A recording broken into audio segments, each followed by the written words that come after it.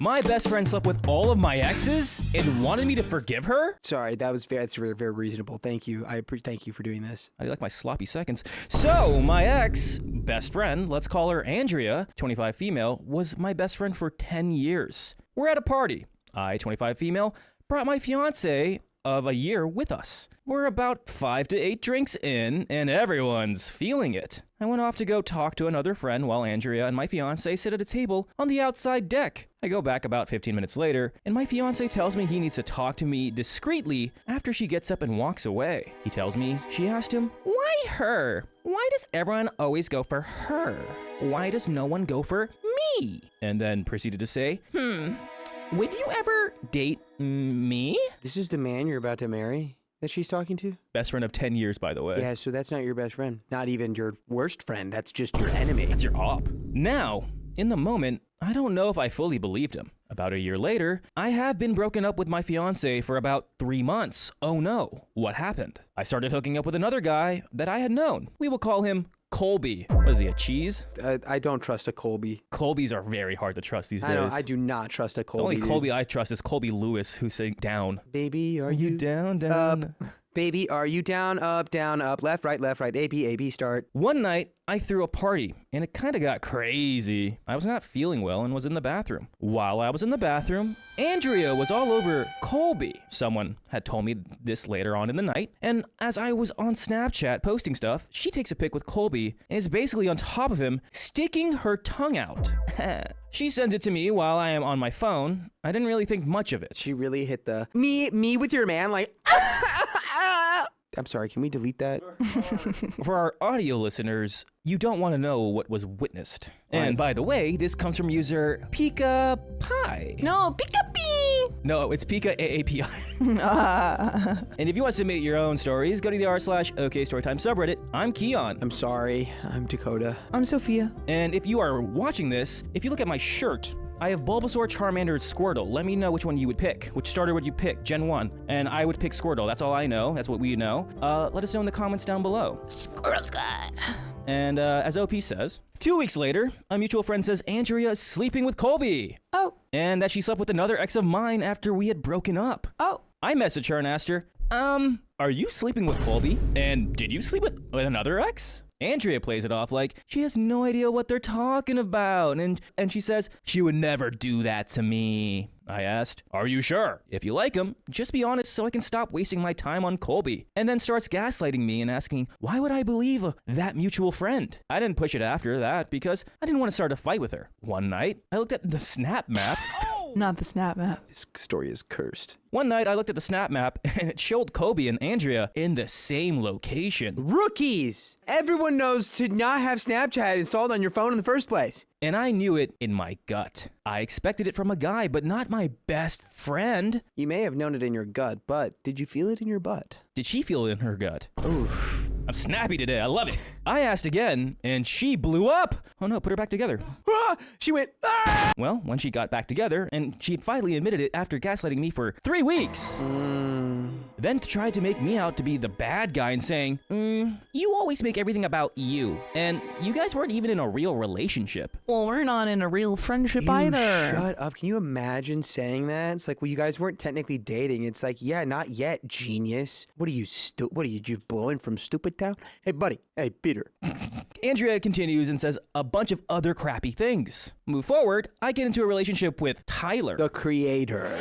A few weeks later, I stupidly forgive her. Why? Like what did she do? She buy you a Labubu Dubai chocolate matcha? OP, are you dumb? With all due respect, OP, are you a little stupid here? 7 months later, me and Tyler take a break. We all attended a party together, and I see her flirting with Tyler. And then you hear the war sounds. Flashbacks of Colby came back. And long story short, we fought again and didn't talk for a very long time. A year later, I have moved out of state, and she's in a relationship with Tyler. What? Just start dating the worst people and breaking up with them immediately. This is so weird. This is really weird. This is like And how is she successfully getting all of them? bizarro psycho behavior. Because she probably goes up to these guys and says, hey, I'm better than her. Like a golf ball through a garden hose. And they go, how are you better than her? And they go, and she goes, watch. Like a golf ball No, through a wait. garden hose. Keep reading. Okay, guys, we're gonna get back to the stories real soon, but I just have to say, I feel so old. Yeah, I can't relate. Didn't you just turn 30, old man? Yeah, and I don't know what people in their 30s do. Well, here's a dirty little secret. I'm also 30, and what we need to do is go to the OK Storytime live show on Saturday, September 26th. You can even get an early bird ticket for only $10 until August 26th. OK Storytime live! I'm the ugliest person in the entire world. Oh, so this is exclusive head. I remember when I was 26. I don't. It was too long ago.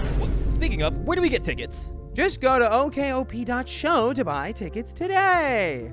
Yay! Oh, and here's a fun predicament. Andrea is also pregnant with Tyler's child. Oh, Lord. Are you sure? I now know all of my feelings were right. I mean, her last 3 relationships were all of my exes. Another year later, she says she misses me and is sad I moved out of state and doesn't apologize for anything. I told her I don't hold any grudges, but I don't think I can Why fully not? ever be friends with her again. And we have an update. You're too chill, OP. Way too chill. OP's like, all good. Don't hold any grudges. I don't know if we can be friends, but it's like all good. This is like, yeah, she broke into my house, tied up my family, and started a fire. Luckily, everyone got out, but I'm not sure if I'm gonna forgive her. I don't know. This is just really weird.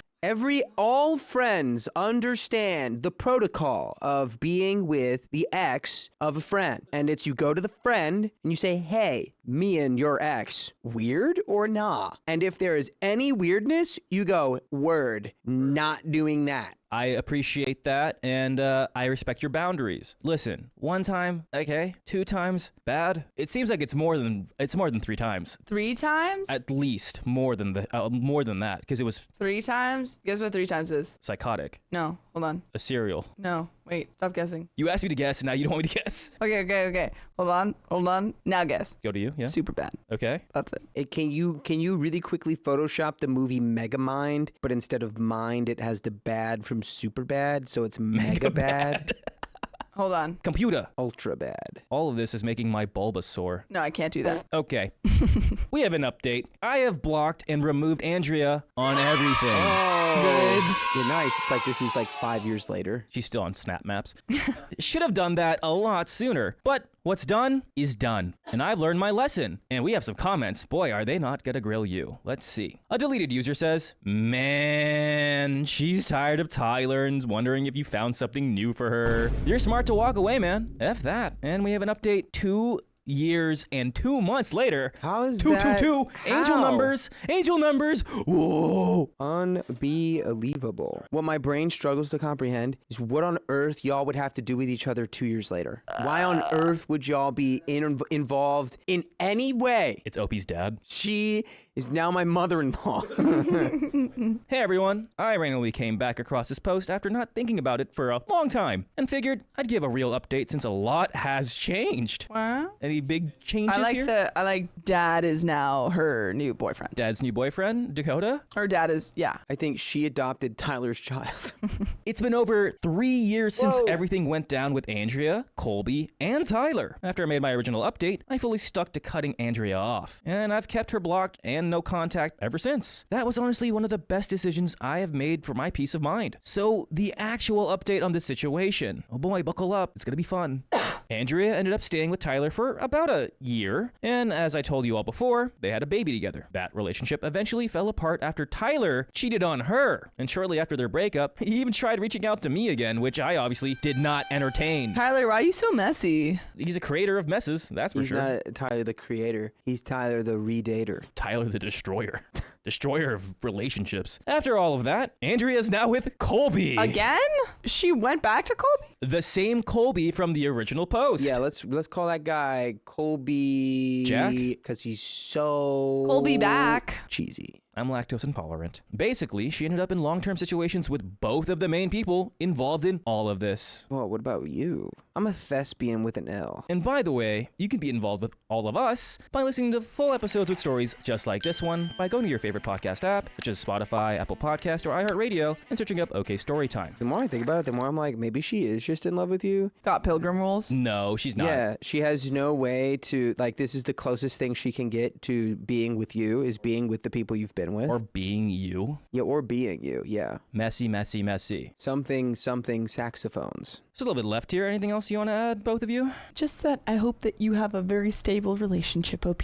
Yeah. Hope that baby grows up, knows how to do a triple backflip. As for me, I stayed in the relationship I moved out of state for. We've now been together for years and things are amazing, Spider-Man. Ooh, Spider-Man. Oh, We're building a life together, both settled into careers, and we've been talking seriously about the future. We're trying for a baby. Woo! You should name her Andrea if it's a girl. Looking back, I don't really feel anger about it anymore. It was painful at the time, but it also made it very clear who I could and couldn't trust. Mostly, I just feel far removed from who I was when I wrote the original post. I was constantly trying to make sense of people who weren't treating me with basic respect, and I don't live in that space anymore. I don't know, what do you think? Did I make the right decision all those years ago? I think I did. Literally, what do you mean? Like, should I still be friends with Andrea? Should I stay back home? Should I have still been with Colby? Should I still have been with Tyler? The fact that you're even asking us is insane. The fact that you're so much happier in a stable relationship and trying for a baby, and you're like, did I make the right decision? therapy. Ooh.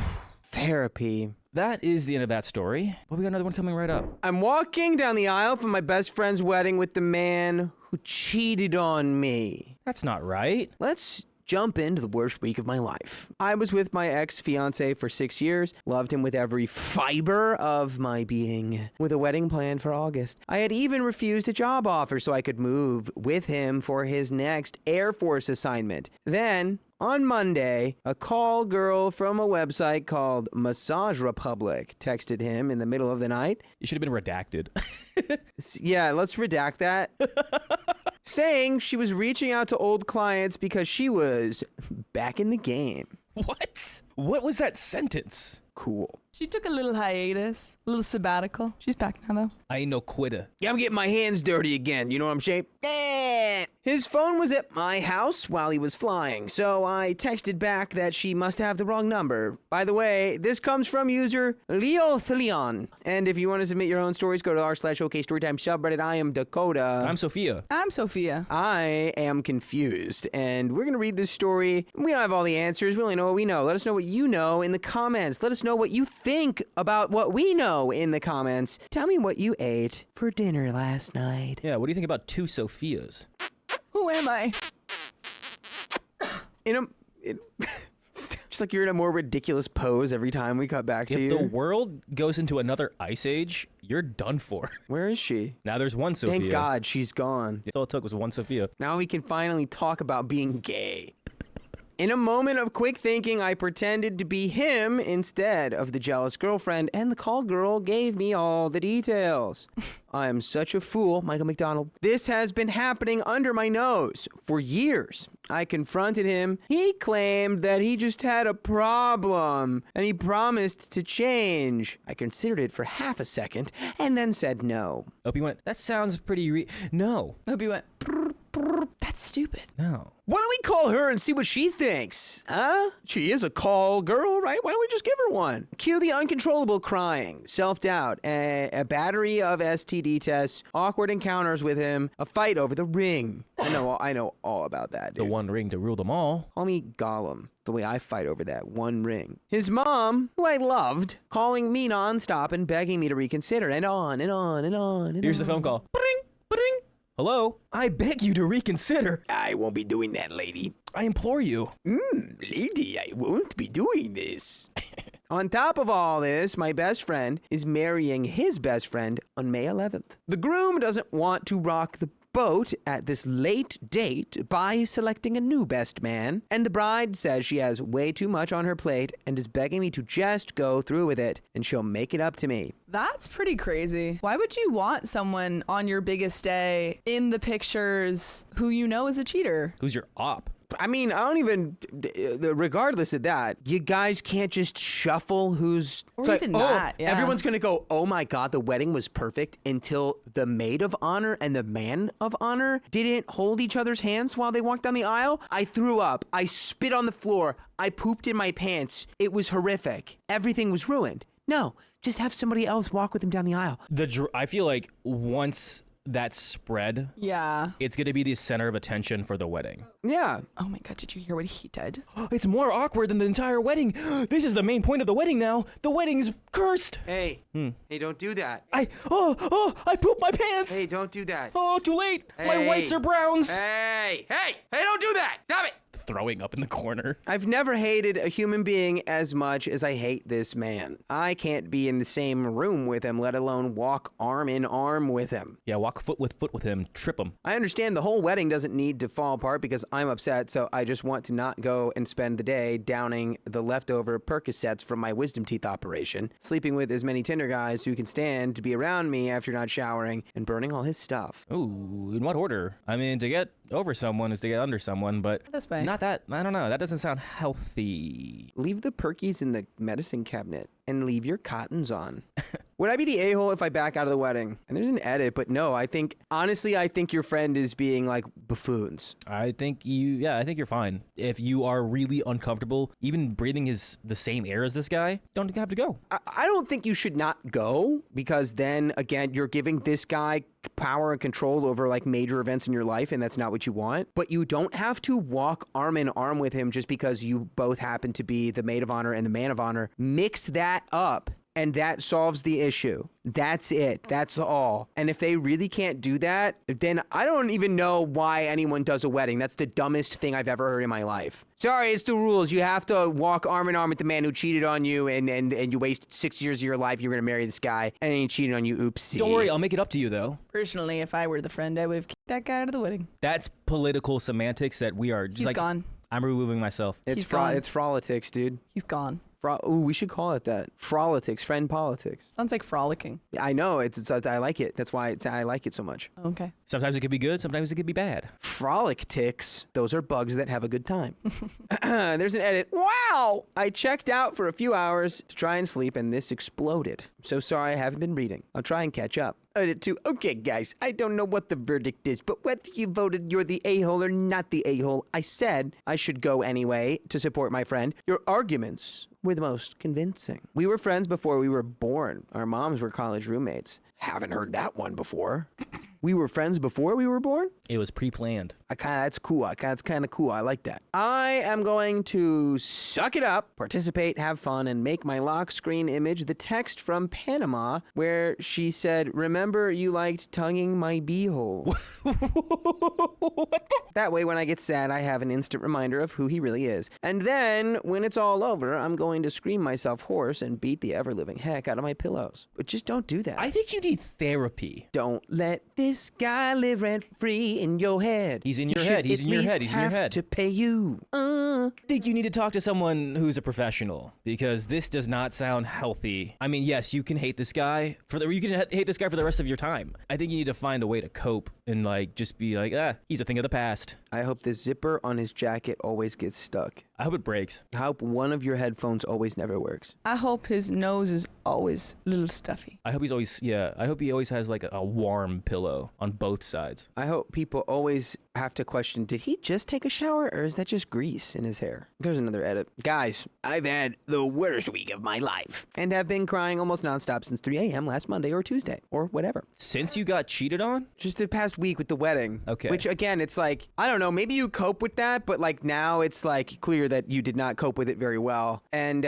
I would again just insist upon your friend to swap who's walking down the aisle with who. Just that alone is fine. That's not going to do anything. I have to clear up people calling my best friend the a-hole. That just isn't the case at all. I love her as much as I love any person on the planet, and she has my back. Not really. Doesn't sound like it. Sounds like she has your back from like 20 feet away. It sounds like she has nothing at all. And she goes, I know this will really suck, but, you know, whatever. Hey, if she has your back, tell her to give it back. This wedding is now a week away. It is not a simple thing of booting him out or asking the ex-fiancé not to come. Everyone is furious with him, but only she, me, and he know the details of the call girls. My ex's parents, grandparents, and everyone else are going to be at the wedding, and he's as close with the groom as I am with the bride. If they make big changes now, then the day becomes about what he did, not about the wedding. Whoa, boy. I I just want to scream. Are you guys dumb? What do you mean? There's nothing you can do. What are you talking? Are you stupid? This is dumb. It's not my place to demand the groom change his best man a week out, no less, which is not what he needs to do. And plus, like I said, he knows my ex cheated. He doesn't know my ex was sleeping with prosties. If I bring that up, then this whole week becomes about that. You don't bring that up. My best friend and her groom being a-holes isn't even an option on the table. They didn't do anything wrong and are just reacting with the best information they have. My friend has offered me the chance to walk in with other people or even separately from my ex-fiancé, which is the solution to your problem. But OP continues, but I'm not going to do that. Then what do you want? Just don't go then. Jarvis, load the bash my head against a brick wall protocol over and over until I forget everything I've read. Jarvis, smack my hand with that hammer one more time. Maybe it'll feel different. Computer, what do I want? Folks, for the rest of the story, we just have to have the understanding that this is a person who does not want their problems to be solved. They want a problem. Here we go. First of all, here's our reasoning, because I think it will look weird. Cool. And secondly, I foresee getting a sixth sense of satisfaction from touching him one last time forever and having him know that that spark he feels could have been forever come August, but he messed it up. Oh, baby girl. I knew it. I actually knew this. Oof. I knew the only reason that she doesn't want to not walk beside him is because she still, obviously, has feelings for this person who cheated on her and wants to try and make him feel bad. He doesn't feel that. No, he doesn't. The only person you're hurting is yourself. Yes, you are. I want to scream and shout. Remember that time where OP was like, it's just that this is their wedding and I want their wedding to be about them. And if they change all this stuff up, then people are going to start asking questions. And if the truth comes out, then it'll be about him. OP, knock, knock, knock. OP, live by your words. Yeah, she's like, I don't want to let him take away this day for me. Sweet mother. But you're making the day about him? Sweet holy mother. Sweet disposition. If anyone needed a big ALS ice bucket of water on her, it would be OP. Update. I'm nominating her. Some of you may also know that my story got featured on major news websites and blogs. And It was crazy. I left way too much identifiable info in my post, so pretty much all my social circle knew it was me. like what? There's a wedding coming up on May 11th? That's pretty identifiable.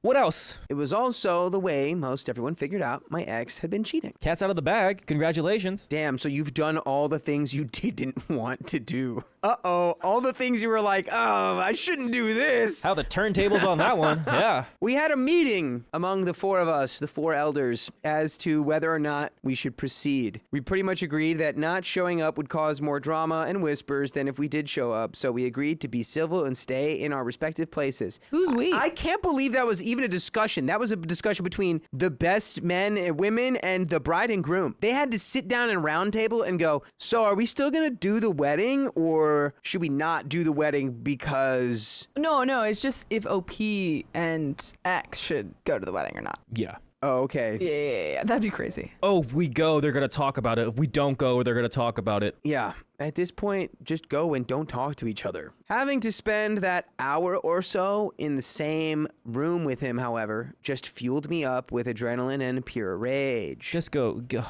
That led into the bachelorette party that night, where I got freaking hammered and honestly made out with so many guys while dancing I can't even count. This is not a healthy way to cope. What's that Chapel Rouen song? Which one? You can kiss 100 boys in bars. Yeah. Good luck, babe. It's not going to change that you're not over your ex. Good luck, babe. You're not getting back at him at all by doing this. Yeah, he's probably going like, oh, wait, wow. I will say, OP's gonna figure that out. Yes. OP, because I've been there. Not in this situation. This situation's kind of super messy. But yeah, I've been there.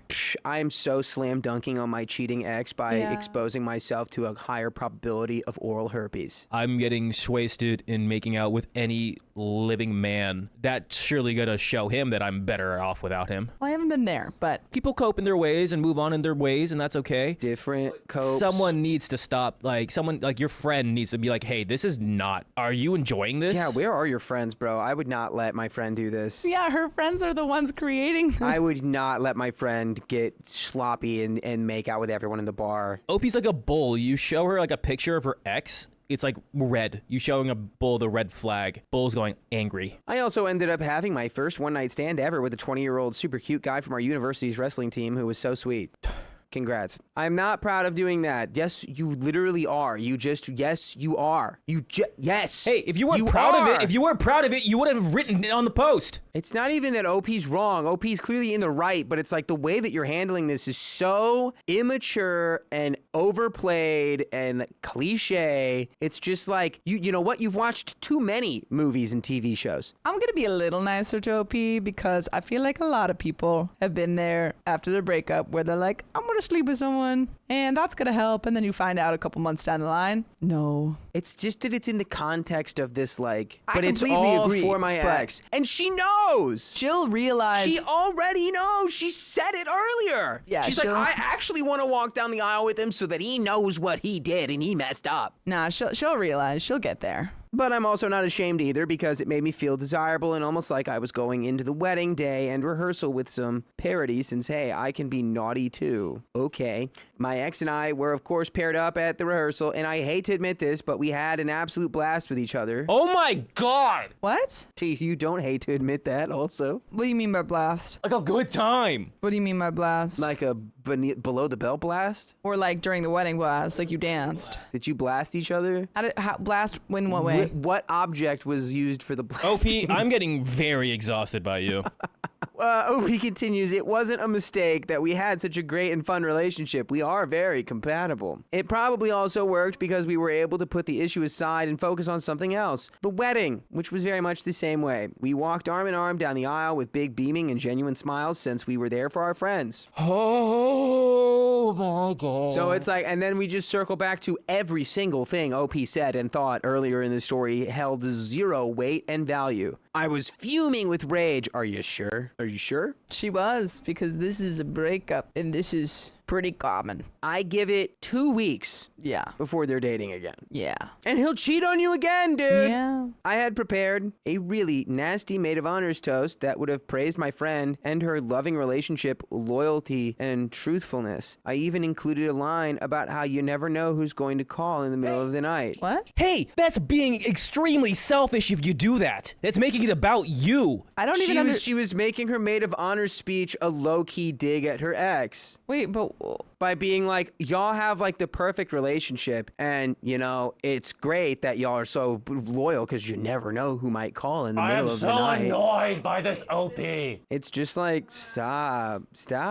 As the reception wore on, I could tell the weight of the situation was really getting to my ex, and I felt like I really didn't need to twist the knife any further. So I gave a nice but very generic toast. As the night went on, my ex was more and more out of it and sitting by himself, either on his phone or with his head in his hands. Oh, I guess you felt bad for the puppy. There's no way. Did you console him? I didn't want people talking about him, so I asked him to dance with me. You are insufferable. Stop. This is pissing me off. You're breaking Keon. stop it. Look at him. Look at him. Look what you did.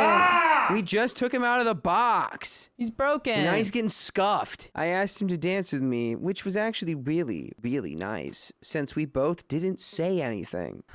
This story is about as pedantic as say anything. At the end of it, he put his hands around my face like he was going to kiss me, and I would have totally let him in that moment. He just whispered how sorry he was and walked away. I got distracted and turned around, and he had apparently left the reception. I hate myself for it, but I was so sad to see him go. I'm done. You know what? I'm right there with you, Opie. We also hate you for that. By the way, we'll never hate you for listening to full episodes of stories like this on your favorite podcast platform. Just search OK Storytime. And there is a little bit left of this story, but I'll say this. Again, I think a lot of people go through this. I think she will eventually figure it out. But if I were your friend in this situation, I would be so annoyed at you. So I think there's one clear-cut path forward for OP. What? Marry And him. It's to get back together with your ex, marry him, have him cheat on you again after marriage, and then go through a messy divorce. You know what you should do? You should also be really honest with him. If we're gonna be honest here, clear slate. Tell him how you've been coping. I'll get back at him. Yeah. I need to hear comments. If you guys went to like group therapy together and like worked through clearly whatever is wrong with you guys together as a team, maybe you have a shot at being able to reconcile this, since clearly you are still into him and he is on some level into you and also, I don't know, drunkenly ashamed of what he did, which if you're going to be anything, at least ashamed is better than like, yeah, I did what I did, whatever. But yeah, if I was your friend, I would be like, don't ever do that. Why would you do that? I don't know, if I was the bride, again, your best friend, I'd be looking at you like, hey, you remember when you were stressing the heck out about this for like 3 weeks? For your entirety coming up to my wedding? And you made it really hard to figure out what you wanted? And then you just blew that all away and you danced with him and you looked like you had a good time. What was that about? This wedding was literally the last thing we ever had to do with each other. There is no expectation of Game of Thrones Sundays or Bloody Mary brunches with his mom. We won't argue over how bad IPAs smell or who forgot to put gas in the car. Oh my gosh. The reality of him just being able to leave without me arguing that I'm not ready to go yet, classic introvert and extrovert pairing, sunk in that this is over. Like over. I went and cried uncontrollably in the kitchen of the hotel until the bride found me and cried with me for a good half an hour. With that, I knew I made the right choice in being there for my friend. That's that. The wedding is over and done with. No real drama, lots and lots of hurt feelings, and a huge broken heart that I'm not sure how it will ever heal. I wish I could just turn off loving him, but it's not going to happen. And there is an edit. Thank you for the words of encouragement that I will move on. I know I will. Right now, it's so fresh, and I just keep thinking, God, if you wouldn't have been up that night worrying about work, you never would have seen the text come in, and you'd be ignorant to all of this and happy. Oh my god. But that's but Okay. that's not healthy, because wishing to live an uninformed and ignorant life is never what I wanted. Anyway, I'm indulging self-pity and I don't want to do that anymore. Well, that's Is that the the wrestler's end name? of that story. Wow. And that is the first step to change Accepting. that. It's accepting Yeah. that it is over. Like I said, a lot of people cope differently, and it takes some time. It's all different. It's not the same. Boy, oh boy, that was rough. You clearly just need to do that again and understand that it doesn't work. Yeah. Person's been banned. They've been banned? Boy, wonder why. Everyone's just like really on their side. Call me an a-hole. Everyone's saying you got this, basically. What is this? Yeah, and then one person who got deleted says, I hate to be that person, but am I the only one who thought it was weird that she made her friend's wedding all about her and how she can't get over her D-bag? It's her wedding day and she spent 30 minutes of it crying with you. She's an awesome friend and a bride and wish you had returned the favor. Yeah. Everyone else is not, I don't know. I don't know. Everyone's being too gentle with you, Opie, and I get it. I'm a stranger on the internet. And if you were my friend, it'd be ooh. I agreed on a double date with my best friend, and it was a crap show. Hey, come on, 11. Back in 2020 and 2021, peak vid times, my bestie and I, both 21 female at the time, were two pretty lonely girls and decided to take a look at Tinder to see what all the fuss was about. To set the scene, we were fairly shy with absolutely no boy experience. We weren't the ones to sleep around. No shame, it just wasn't our cup of tea. Yes, our cup of tea was abstinence. My bestie, we'll call her Jasmine. You can show her the world? Princess? Jasmine was even shyer than me, and I'm not going to lie, I coddled her a little. We were both talking to some guys, and she really liked hers. He asked her out, and she said yes, then panicked immediately because she didn't want to go alone. It was going to be her first official date, and she wanted me there. I had my own guy in mind, so I told her I wouldn't be opposed to a double date in the hopes it would break the ice. That was F up number 1. Uh-oh. I was a little desperate for some experience in the dating scene, so I matched with a guy who had only one photo posted in his military uniform. Well, at least you know he's a patriot, okay? Are you sure it was just a guy in camo? You know he wants to be a patriot. It was like really, it's like also like pixelated. He's also holding a fish, and the fish is in camo. He is a fish holding a man. So we talked for a while and he seemed nice. So I asked him to join the double date. He agreed. The day before, he messaged me really upset, saying he had wrecked his car and was so sad he wouldn't be able to make it. By the way, this comes from user Sigh of Frustration. And if you want to submit your own stories, go to the r/okstorytime subreddit. As OP says, that's F up number 2. I told him, hey man, no worries. I can go pick you up. This was a man I had known for a week, seen one photo of, and met on Tinder. But I was a stupid kid, embarrassed that I couldn't find another date and didn't want to let Jasmine down. He agreed and sent me his address. Ecstatic. F up number 3. The next morning, I drove to Jasmine's to pick her up so we could carpool and grab the guy together. I was messaging him all morning, and he was not responding. Tell me why I drove all the way to his house anyway. Because he'd given me the address the night before. We drove 30 minutes out into the country with no idea where we were and just went with it. Girly Pop, we gotta talk to our friends that we trust. Like, where was your trusted friend to be like, hey, I have no idea what I'm doing. What do I do here? This guy hasn't texted me all day. We were supposed to go on a date. Where's that friend for you? That friend's the one going on the double date with her. Well, yeah, I know. So just like talk to her. You know what the But friend don't be is? ashamed. But you know Just what talk to her. You know what the bigger friend is? It's desperation. What's her first date? It's been so long. You guys have been impacted by the vid for 2 years. Oh yeah, I didn't even think about that, dude. Can you imagine trying to? Oh my god. If a goldfish said, let's go on a date, I'm saying, yeah, let's go. Oh, Yeah. the pain of the youth. Yes, I experienced. No, you didn't. Yes, I did. No, I devalue and delegitimize your experience. What? I didn't date Yeah, anyone. we're moving on. What? Finally, I pulled up to a house where a shady guy was sitting outside smoking a cigarette. Holy shit! I'm sorry. I didn't think that would work. You got her. Wow. No, Sophia was a victim of that. That's why she's so weird. Yeah, that's why. To all our listeners, she shook her head yes emphatically. So don't be mad. I was not about to pull into the driveway, which was honestly the first smart thing I did. I got out and yelled from my door, "Hey, is Chad here?" He looked annoyed as heck, took his sweet time, and eventually went in to call Chad out, then came right back to watch. Remember how Chad had only one photo online? Is it a photo from 10 years ago? That photo was a real stretch taken years earlier. Oh, no. He looked nothing like the photo online. He honestly smelled awful, and I just wanted to leave as fast as possible. You know who I'm imagining? No. Yes. Ew. We are Chef. synced up. Oh, dude, it's a guy that just Oh my smells. God. And just... Chad looked at me in shock and said, "Hey, you came." Confused, I said, "Yeah, you gave me your address and told me to come get you last night." He said, "Yeah, but I figured you wouldn't come because I didn't respond." Maybe use your words, big bud. I just imagine that like being his mom homeschooling him. Hey, kid, maybe use your words. Hey, maybe use your words, big bud. Hey, this is 2 years post vid. No one knows how to act anymore. I'm gonna do like 10 push-ups after the story just for this. I just stared in awkward silence. Finally, he said he couldn't go after all, and I was relieved. I reassured him it was completely okay and practically floored it out of there. Jasmine and I were laughing, completely baffled, and I made a mental note to never be this stupid again. This was still supposed to be a double date. Jasmine still had her date coming and was still scared to go alone, so she begged me to join. This is when you pull the friends thing where Joey goes into the coffee shop and just says, Mike, so Mike here, and then you get Paul Rudd. And then you get Paul Rudd. I tried to protest that I'd be a third wheel, but she insisted, so I caved. F up number 4. At the restaurant, I had to awkwardly explain to her guy, Mark. Oh, the guy's name's Mark? Yes, he was there. I left it for this reason. I left it there for this reason. So happy you didn't exit out of that.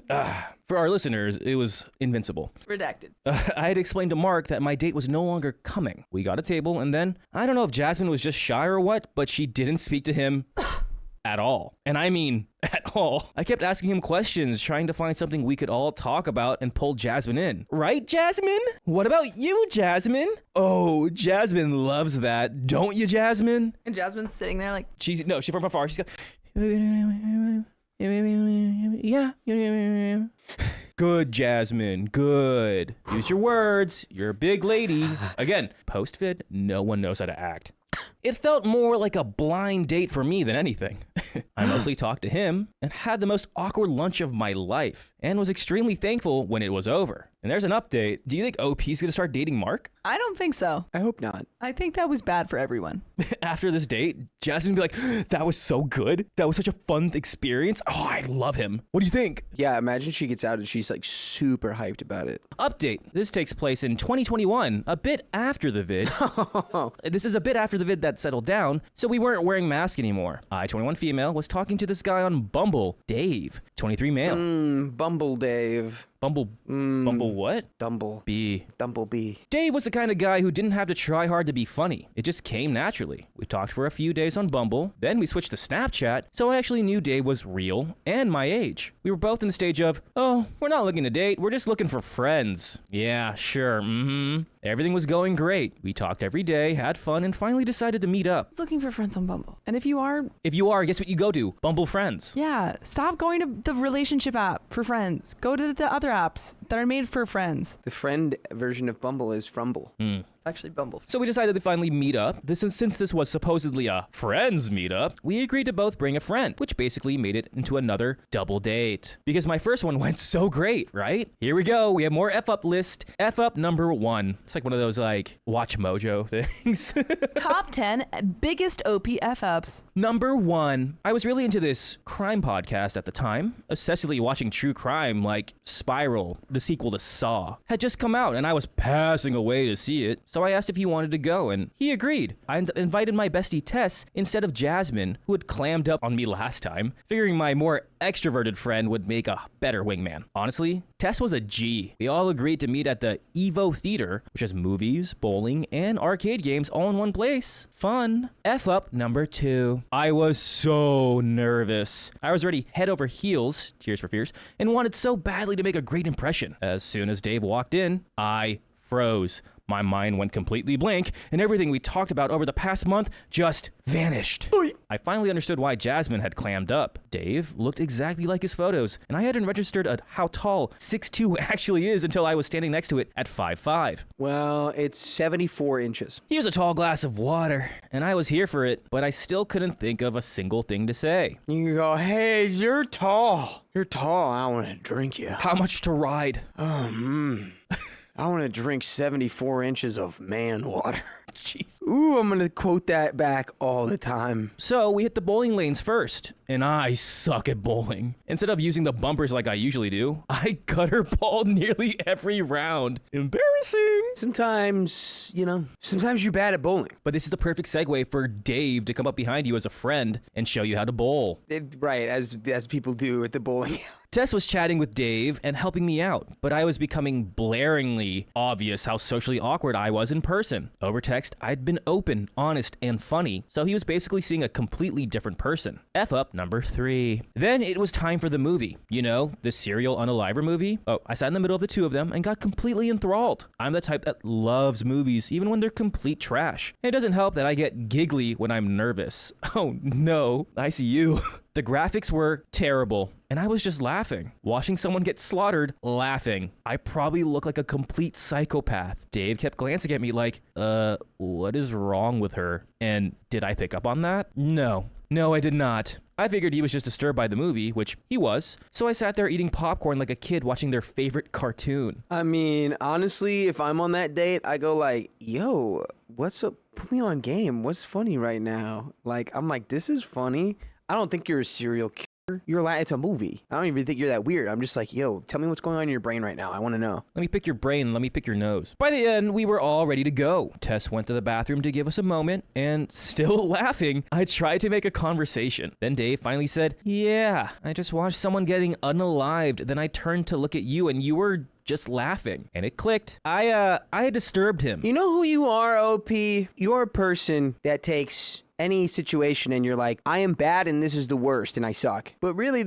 just gotta own you, babe. Start thinking that everyone on earth should aspire to be you. That won't have any repercussions. Great first impression, OP. Keep it up. I tried to save what was left of this passing away date, but the damage was done. We parted ways and I rushed to my car. The second I got in, I texted him, OMG. I'm so sorry. I was so awkward. I don't know what came over me. I'm not usually like this. Dave reassured me it was okay. I told him I was really into true crime and that I was not a psychopath, which is totally what a psychopath would say. Our friendship continued throughout the year. We started meeting up alone for little hangouts that weren't really dates because, again, we were only title card friends. Friend. The lines started blurring and the text got flirty, and eventually he invited me over to his parents' place where he lived, since they were out of state at the time and we'd had the whole place to ourselves. We agreed I'd stay the night as friends, and even joked about how I should just share a bed with him as friends. Yeah, y'all guys are like, that's your plan for the evening. Yeah. Like that line from Hot for Teacher when Van Halen goes,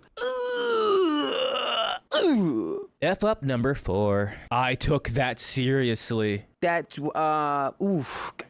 okay. I think you both wanted this. This is just a person who has not experienced any of this. This is like awkward flirting. And also the entire world conspired to make sure their brain didn't have the ability to cope with or understand any of these events. What guy would let an opportunity like that slip by? Dave would be that guy. When it came time for bed, he led me to the guest room and I was crushed. This guy I'd been talking to for a year still didn't want me in the way I wanted him. And I told myself I was fine with it. Oh, you should have told Dave, like, hey, I would like to touch you. Yeah.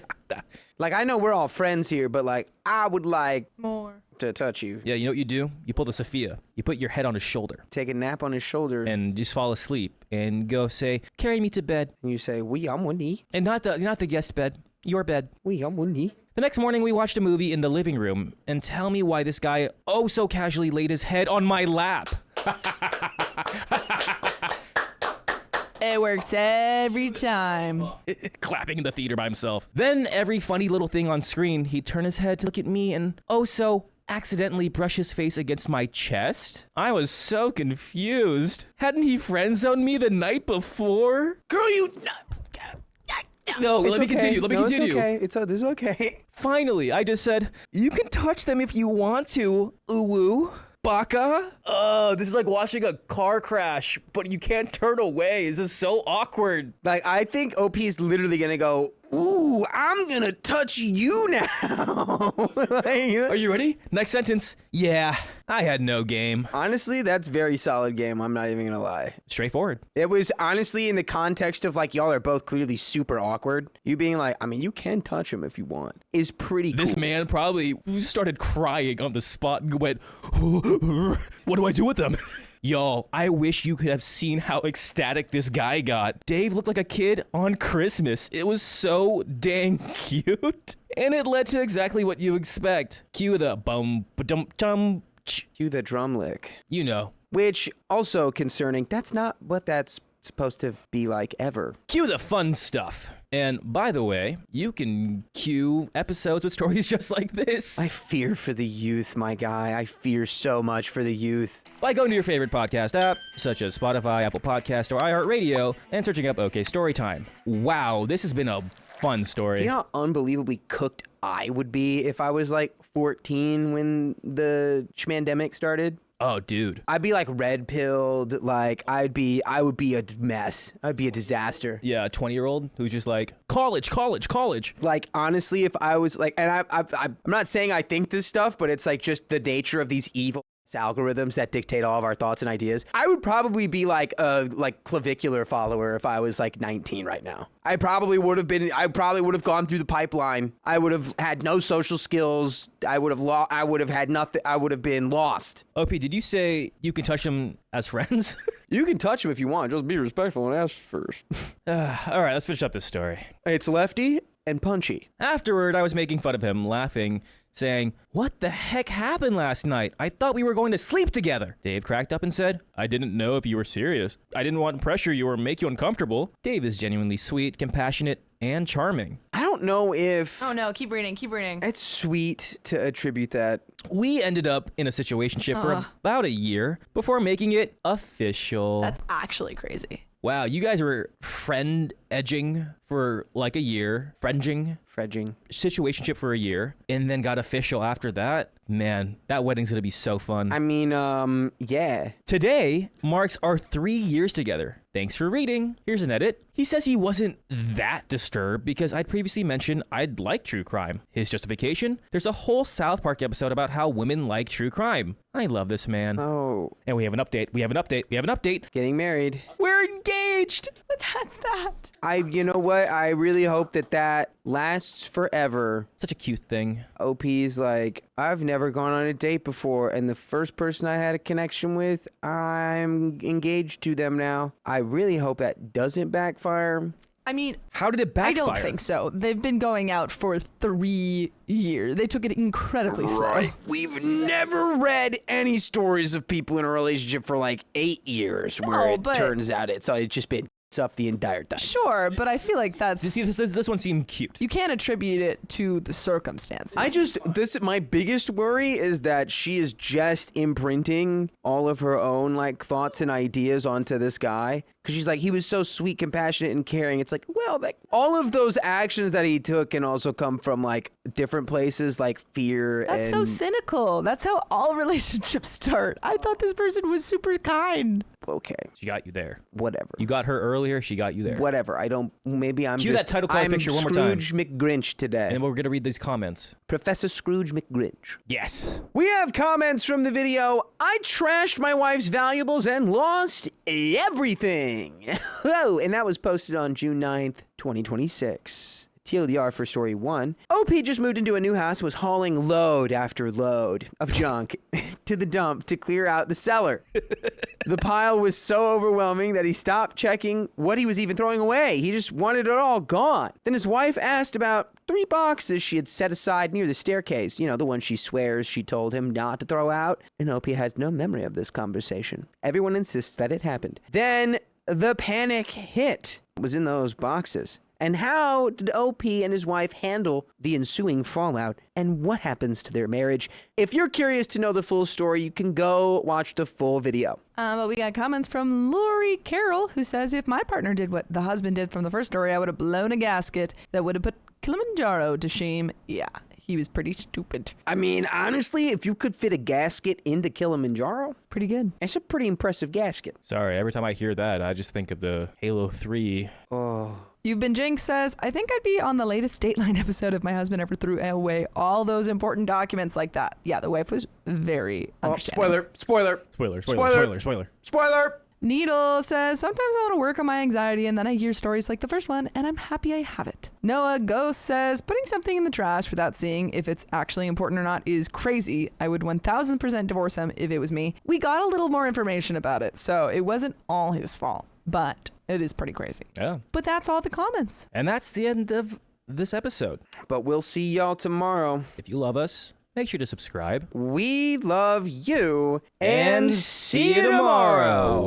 Hey, I know we're all very busy, but I just want to let you know we have more bonus stories you can listen to, so you might want to stay tuned for the next one. My boyfriend refused to marry me, but he promised his late wife.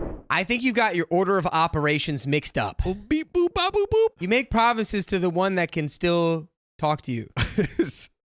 For context, I have been with my boyfriend for almost 2 years now. Throughout our relationship, he has been the most attentive, loving, and thoughtful partner. We share house chores. He would buy me little gifts every now and then. He would call me every day while I'm on my way home from work. He always talks about me with his mates, etc., etc. Like, I can't even find a single irritable thing about this guy. By the way, this comes from Peony Diary, and if you want to submit your own stories, go to the r/okstorytime subreddit. Well, except that he won't marry me because he promised his late wife that she will be his only wife. That is the thing we are up against. She passed away 6 years ago from an illness, and he was pretty effed up for about 3.5 years. After lots of therapy, working on himself, he gradually opened up, and we met through a board game group. He never really spoke about her until we became serious. According to him, she was the one that made him believe in true love and the idea of a soulmate. He also claims that she has moved on, but to honor her memory and promise to her, he will never have a second wife. After we have discussed this, he has never mentioned it again. It's our 2nd anniversary soon, and I'm just thinking about what I want in my life. I'd really like to get married. I want someone to propose to me. I want a groom with tears in his eyes,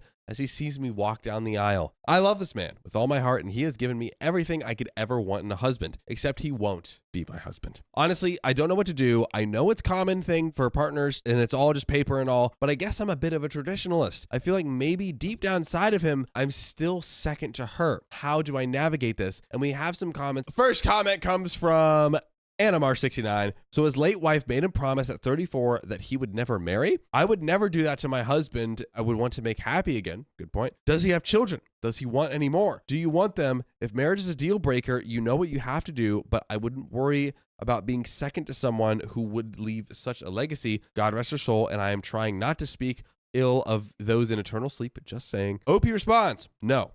She didn't ask him for that promise. Very important to clarify. He made it willingly when she was still alive and healthy. He doesn't have children and doesn't want one. I'm on the fence in that regard on whether she wants kids or not.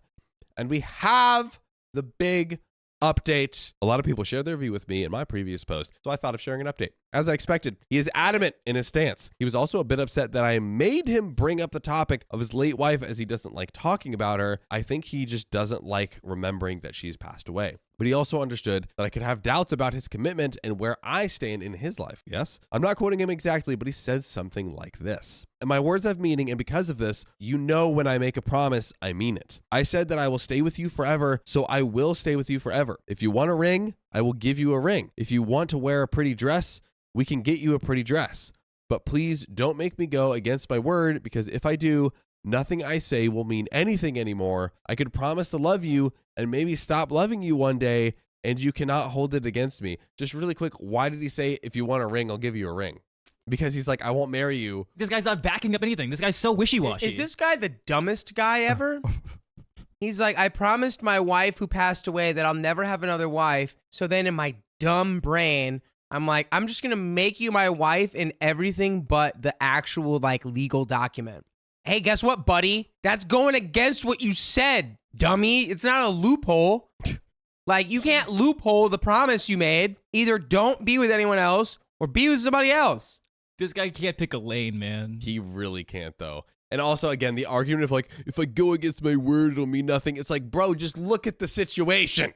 Come on. Anyways. It's like, come to reality, man. She's not here anymore. It's okay. Mary was my first love after a string of broken relationships. I love the way I love because I learned it from her. I am who I am because of what I have experienced before. Please understand that sort of impact on my life. I have never compared you to her. I have never actively brought her up in our conversations. I don't even keep mementos of her in our home. I know he keeps them in the bank. Out of respect for you, so why do you question my commitment towards you? I honestly don't know how to respond at the end of that. My mind went completely blank and I felt like an I bawled my eyes out and he just comforted me. We live in a country where de facto partners have the same legal rights as married couples, so I wasn't worried about those issues. I guess I just really needed to hear him affirm his feelings towards me. Those who commented that I merely wanted a wedding could be right as well. Maybe what I wanted was the grandiosity of the wedding, so that's something that I have to think about. And also, I won't lie, I was extremely jealous of his late wife. Resentment for her is definitely something that I should also think about. Someone said couples therapy, but I think the one that actually needs therapy is me. Hold on, sister, because your man might also need some therapy as well. That is the wildest take I've ever seen. That guy needs therapy. He needs grief counseling. Yeah, yes. And he needs to learn how to move on. Yes. Right here. That is exactly what it is. Virginia Historio says, this guy needs therapy. It's okay to love his late wife, but still, it's not the new spouse's issue to deal with. He needs to find healthier ways to cope with her loss and moving forward with his life. That is absolutely true because, again, now you're doing the disservice to the new partner, and why did you even get in a relationship with new partner in the first place if this is where you're at? He's not being responsible. But yeah, that's about it. I'm probably staying because I know he loves me and I do love him. Lots of introspection for myself from here on. Thank you everyone for your kind comments and suggestions, and I hope you have a lovely day. And those comments and suggestions are not over because we're diving into these next comments. Timely Egg Tart says, I swear all the widow relationship posts in Reddit sound like a nightmare. 92PJ says, I feel like if marriage is what you want, you should end the relationship sooner than later. You said you're staying, but I feel like you can't easily get rid of a desire to get married. It could nag you for a long time and resentment will grow. Administrative 665 says, you chose a broken pot and it doesn't want to hold any water. Can you accept it for what it is? If you really need water, then you need to let that pot go. very gently. An obvious throwaway Avi says, nope, I did this once too. And there's nothing more soul-crushing than watching someone you love neglect your needs for someone who isn't around to care. Put it like that. Yeah. That sounds tough. Promises like that aren't made for late exes. They're made for themselves. The late ex is not doing it for you. He's doing it to you. And he's still currently making you suffer because someone unfortunately passed away. Even if you try to make this work, you're going to get tired of being neglected when you're the one who's there. You're going to eventually feel like that, even though you've been around him longer than the relationship. If you stick around for that long, that you're still not going to be enough for him to move on in the next chapter of life. And even then, if somehow you're convinced to be okay with this and you get to watch later in life when it's his turn to go and you hoped to be at his bedside to hold his hand through it, you get to be locked out of that room and forced in the waiting room with no idea what is going on because no one will answer any of your questions and all you can do is wait. This is harsh.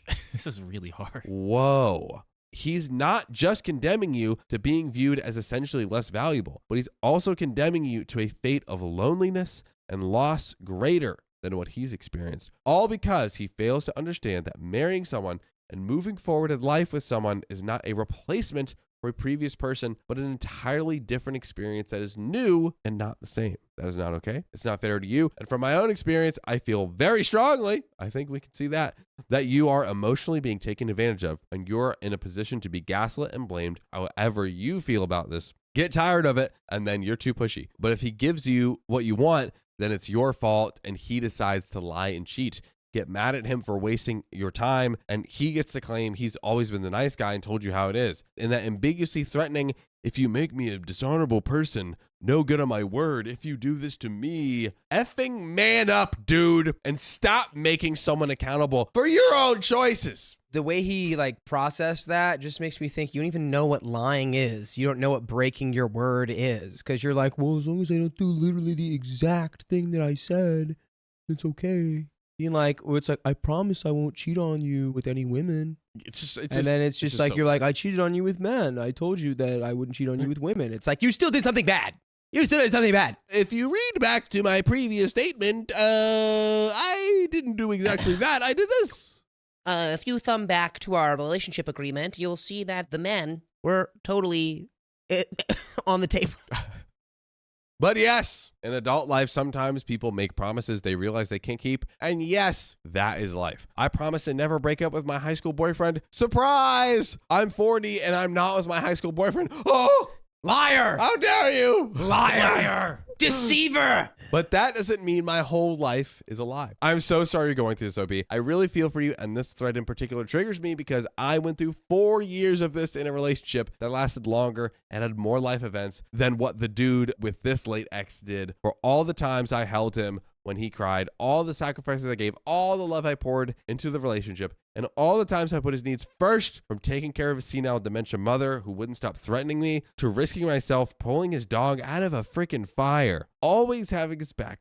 It's never enough to finally accept building a legitimate future and all the privileges that come with it. And you don't get the house shopping. You don't get to be the one in the know during emergencies. You don't get the, oh, it's nice to finally meet his wife when he starts a new job. You get the, if you were such a great girlfriend, why doesn't he marry you? And the, nope, we're not going to discuss procedures and costs with you because you're just a girlfriend. And if you stick around until end of life, either it's you can't take time off work to mourn his passing because bereavement leave is for family only, and you also need to find a new place to live because that's his house, and his family decided to run the eviction process on you, so now you're homeless. Oh my God. Mourning and still have to go to work, and you might be lucky to go to the funeral, but you're not going to be able to keep anything to remember him by because his family wants it.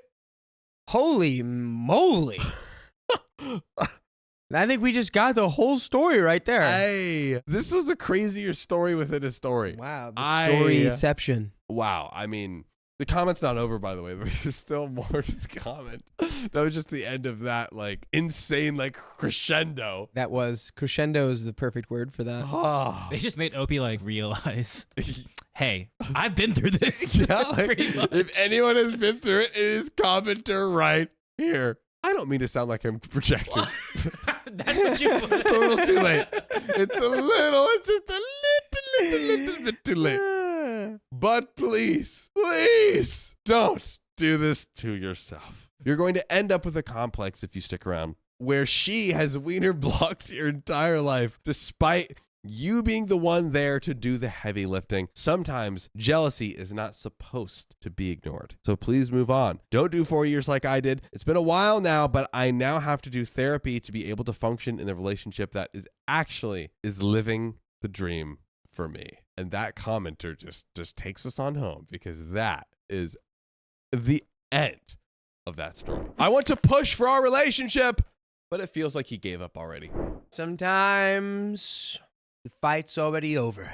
And this story comes from our very own community, ladies and gentlemen.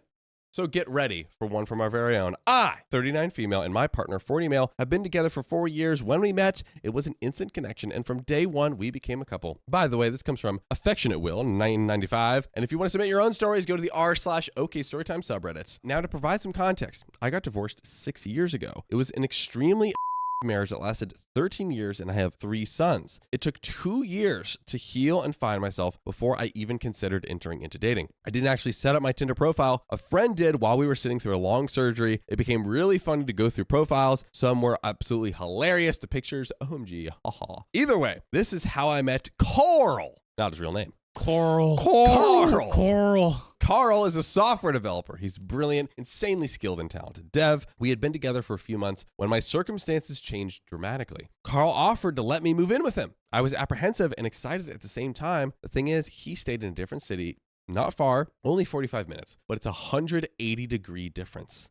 I went about repainting. His house was literally empty. He slept, ate, existed in his office, bed in there, and everything, so the house had not been maintained at all. Now, when I moved in, I started fixing things, repairing, repainting, etc., which he really liked and made it feel like a home. The commute to my kids, joint custody, when it was my time with them, was the most heavy. They didn't like it for obvious reasons. No friends around, different house, totally different vibe of the city. I won't lie, it was an incredibly difficult adjustment. I uprooted, had no friends around, and my family lived in a different part of the country. I had no bearings. The people in the city were not nearly as open-minded and friendly as those in my city, and in this way, I felt very isolated. Of the people I did meet, only a small handful were authentic and intellectual and weren't offended by different opinions and viewpoints. It was hard, really hard, and to top it off, I wasn't working. Carl never showed me around the city, and the people I saw the most were his parents. Yeah, I mean, if Carl is literally sleeping in his office, I have a sneaking suspicion he's not a paint the town red kind of guy. I was battling to adjust, and Carl suddenly had to start traveling for work, like for 2 months at a time. So I was completely alone. Backstory, his boss was an a-hole, true in every way, not the, oh, he's a way, a real one. The red flags were on display. When I brought it up, Carl got angry. If I mentioned anything negative around this dude, it was met with serious anger. Carl literally couldn't see that his boss didn't give an F about him, but I could. This caused so much tension, even the suggestion of getting a CV out there to feel around was a taboo subject to bring up. So, off he went diligently as instructed. He'd be gone for months, back for a couple of months, and then gone again. His life revolves around his boss. But I loved and still love Carl. I do have to admit, it was super hard for me. We fought a lot while he was away, and I realized when I did cause a fight, it was because I was desperate for connection, and also what I think was a little jealous that he was having all these experiences and making memories out of exciting new places that I could not share with him. He was going to a hotel and sitting in a whole nother chair without her, dude. A whole brand new chair. Dude, Think of all the chairs he sat in without me. He watched TV on a couch. Yeah. That is Yeah. without her. Come on, dude. He watched a rerun of the history of paint on the History Channel Dude, you might as well just get married to someone else. in an equally beige hotel room. Golly. He's like, I just want to know where the beige paint I love so much comes from. It's his truest passion.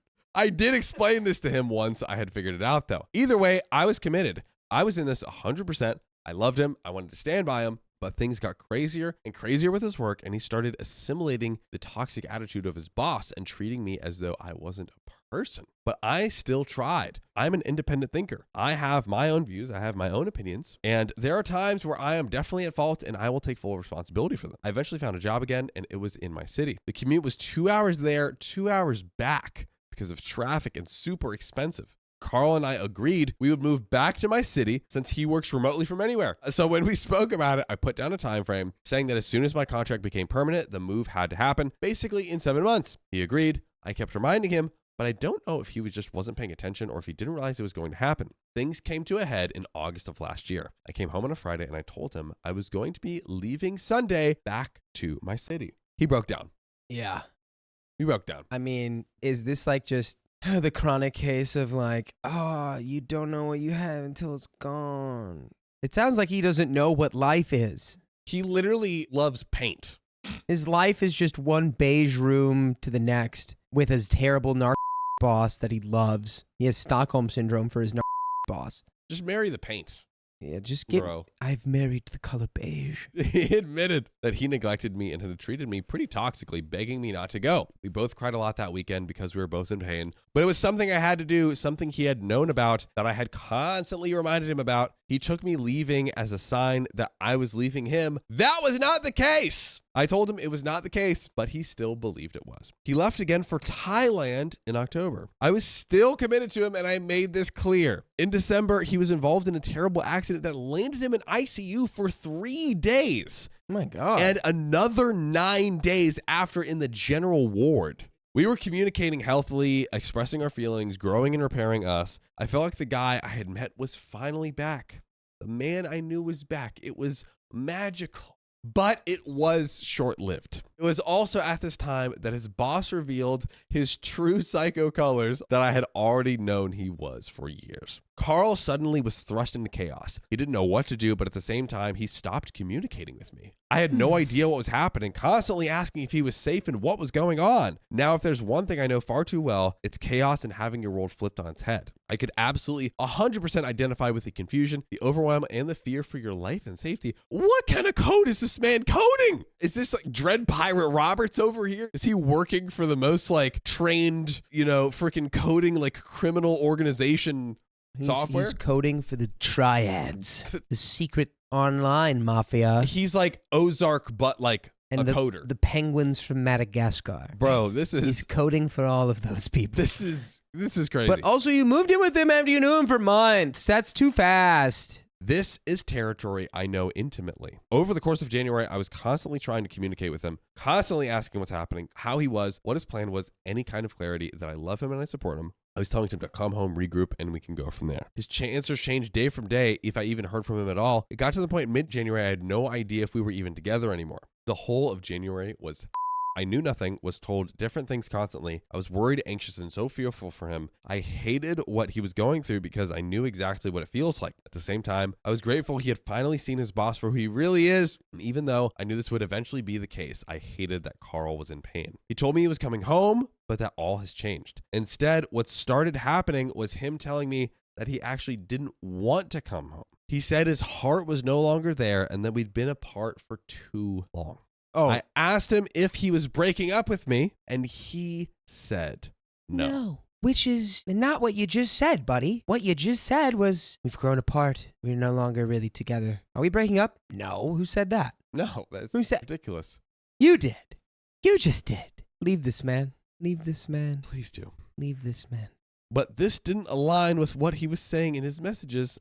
I sent him videos every morning and evening telling him I loved him, I supported him, I will wait for him, but nothing apart from a thank you. For the last 12 days, I have literally, and I mean literally, been begging him to tell me if he sees me in his future or not. His response was that it's more complicated than that. What does that even mean? When you ask someone if they see you in their life and future, it's a simple yes or no. Yesterday, I couldn't deal with it anymore. I have cried so much for weeks. I have lived with not knowing what's going on at all. I sent a text saying it was a simple question to answer, and his silence and things he has said in his messages are actually the answer, and I'm listening now. After I sent that, I blocked him. Nice. Give him what he asked for. Yes. You see me in your future? Now you don't. Yeah. That's why it was complicated. You found your own answer, which was, I guess we're broken up now. If you didn't think we were broken up before, you'll think we are after I block you. Mm-hmm. By the way, There's a way where you can never break up with us. And what way would that be? Because we give you something that's so full of love, so full of everything you could possibly imagine, including full of stories just like this, full episodes. It's on Spotify, Apple Podcasts. If you search OK Storytime, it's going to pop right up, and you have literally 49 straight days of content to listen to. So if you don't go there right now and just listen to our full discography, our greatest hits, I just don't know. Yeah. I just don't know. Opie says, my heart is shattered. I was fighting so hard, constantly telling him I love him, I support him, I'll wait for him, I will fight for him, then I'll stand by him through the darkest times, but it's like I didn't matter to him at all. Now I'm sitting here wondering how, in 1 month, our relationship went from magic to nothing. I'm wondering if he even cares that it's ended, if he loved me like he claimed he did, or if I even mattered to him at all. I kind of wish that he would post his side of things and his feelings so I could at least get some understanding of what has happened. I'm sorry this is super long, even super summarized, it's staying long, but am I the a-hole for not fighting harder? Should I have just given him more time? No. OP, come on. OP, you listen to us. You're part of this family. Come on. Sometimes you need a hug and a little forehead kiss. Mwah. Things just need to be over, and it's okay for this to be over. Yeah. And you didn't need to fight harder for it, the deck was stacked against y'all from the very beginning because of the moving in together situation kind of being thrust upon you. It wasn't really like a thing where you guys got to a point where it's like, oh, like, let's move in together. It was like, oh, like, I'm in between spots. I'm in a rough spot. And then it's like, oh, well, let's just move in with me into my beige palace with nothing in it except where I work. My partner neglected my needs for so long, so I'm slowly pulling away. Pull away faster, please. Firstly, I want to say that I'm in love with OK Storytime and I watch it all the time. Yeah. Wow. This is one of you out there. Wow. I am one of those people that has to deep search afterwards and see if any stories have more updates. It's been a really fun distraction for me. It's almost like reality TV. LOL. I have never written anything on Reddit or anywhere before, but I've been thinking about it these past weeks, as I've noticed that some people really do find help in confiding in strangers and seeking their take on things. So, here we have it. Fake names, of course. I, 33 female, and my partner, Mike, 32 male, have been together now for 8 years. I've known him much longer as he was a friend of my brother's, but that's a story for another time. And by the way, this comes from user DesperateCoat2670 on the r/OK Storytime subreddit. Yeah. And if you want to submit your own stories, submit them there. We were both in long-term relationships before. Mike's ex had cheated on him, so he obviously had a lot of trust issues regarding relationships, and I could understand that. I hadn't been cheated on, but I was coming out of a relationship where, for the most part, I was gaslighted and mentally mistreated throughout. Me and Mike connected through social media when he commented on a post of mine, and we soon started talking every day. You know that feeling when you just want to stay up all night talking to someone, or you get excited and happy when you wake up and want to see if they messaged you? Yeah, it's that feeling. We did this back and forth for 3 to 4 months before actually ever setting a time and place to meet and go on a date. I admit, after our first visit, we pretty much saw each other every day. Mike would send me songs that reminded him of me or depicted how he was feeling. Lots of honeymoon period stuff. Mike was always work-oriented, but he always made time for me. I was always a priority, and we moved really fast into the relationship. And some more context here. We have a son, James, who's 5. I'm not saying that things have been perfect all of the 7 years. They have not. But the attentiveness and communication seem to take a nosedive in the last 2 years.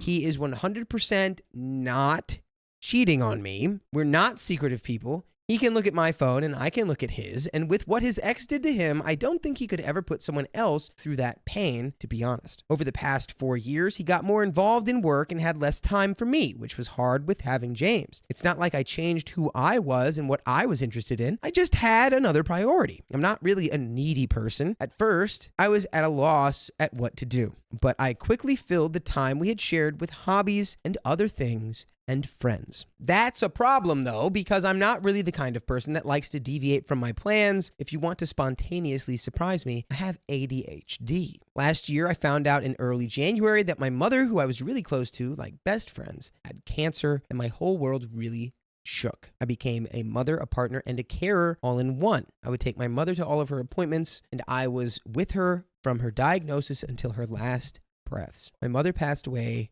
In July of last year, she deteriorated fast. In these 6 months, I was mostly being a mom and being a daughter. I gave all my time and energy to my mom. In the beginning, Mike would offer support and say if I needed him to ask, and after a few times of picking James up from school, he soon got bored of that offer and said he couldn't take the time off work. It was literally his own business. Which I guess part of that is like true, but also like help her. Yeah, like it's like, hey, we're gonna lose our house if I'm not available from 7:15 to 8:15 a.m. every morning or something like that. Yeah. Do you like your wife or do you like your job more? Well, I am rather independent. I always have been, and I don't like asking for help anyway. So I suffered on. Me and Mike just became like housemates, really. That said, I love you at this point. I did everything with James, the bills, the housework, and when my mom passed away, Mike was there for me, which I was glad for. I needed some time to process, and he took over a lot of the things I normally did and helped me without asking. But a few weeks after my mother passed, Mike was involved in an accident at the end of July 2024 where he was seriously hurt. So I didn't get much time to mourn as he needed me to take care of him, which is fine. I work better this way anyway. Distractions, LOL. He had a spinal injury. Thankfully, he was not paralyzed, but he came close and relied on me to wash him and put his socks on for him, etc., which I gladly did. Our relationship got better. Being home and not able to work, he could see everything I did each day. He seemed to appreciate me more and appreciate the things I did, but he soon spiraled into a deep depression. Even when he got better, he lacked the drive to do anything. He stopped bathing as often as he should. He played video games. I am a gamer, so I don't mind a game or two, but like, let's say a game has been out for 30 days, he would have played it for 26 of those days. Oh.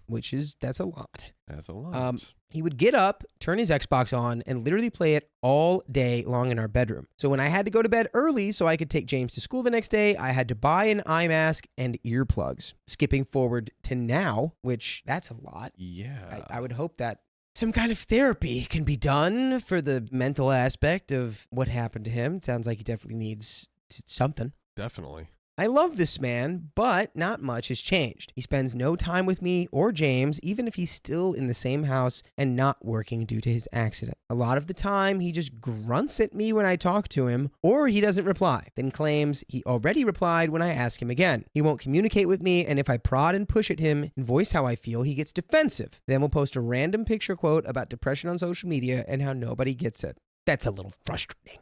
My mother, my best friend, passed away while I held her hand. Trust me, I get it. I just have to get up every morning and face the world because I don't have anyone else to take over and do the things I do in order for me to fester in this depression. And I'm glad for that. Granted, I don't give him spicy sleep very often, but for me, it's more than it's been a while. Let's do it. My love language is acts of service. I think Katy Perry hit the nail on the head in that interview where she was like, if Orlando does a bit of tidying up, that's the grapefruit. This is me.